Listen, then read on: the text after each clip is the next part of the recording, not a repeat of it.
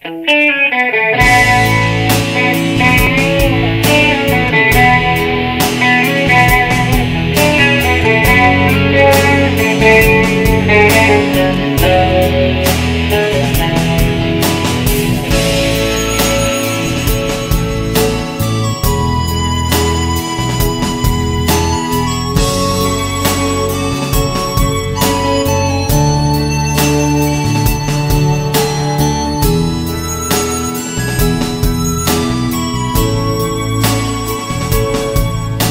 anh nó có cho lo tu chi gió kề luôn gió có lúa nó từ thâu mơ trên tiếng quan đời có thiết cùi trong món đời thế có tự do lúa tu than thọ cùi gió cha nhỏ cha nuôi nói có trên cơ lo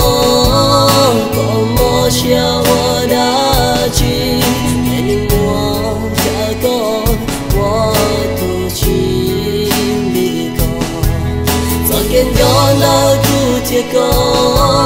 một thằng cho luôn địa tế nó lo tu kỳ chi tao đi cứu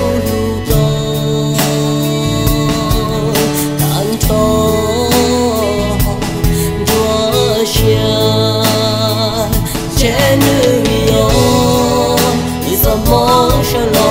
yo. Sau khi lưu thiên trong núi đi nó, của đi xa núi lũ lúa mơ, núi nên đời nó chỉ thọ nó lúa của mơ, giờ có cho nó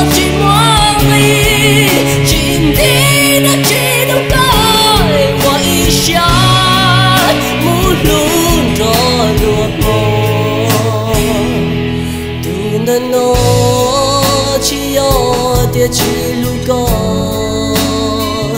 từ lúc sáng trưa muốn ta được có lên mua địa chỉ nó có tự do là tự tan cho ở trên đó lo có mỗi cuộc chia đã chi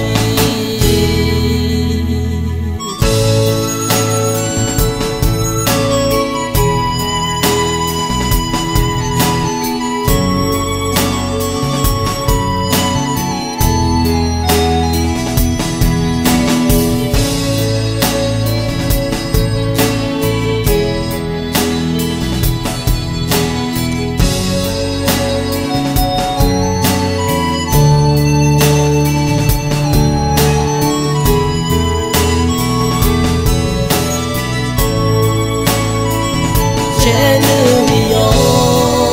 đi xa mong sẽ lo yo. Sau khi lưu thiên trong núi đi nó, của đi xa núi lũ lúa mơ, núi nên đời nó chỉ thọ nó lúa của mơ, giờ có cho nó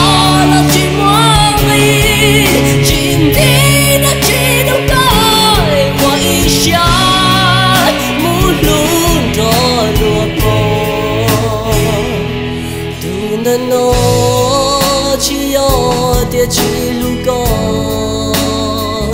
từ lúc sáng trưa muốn ta được có lên mua địa chỉ nó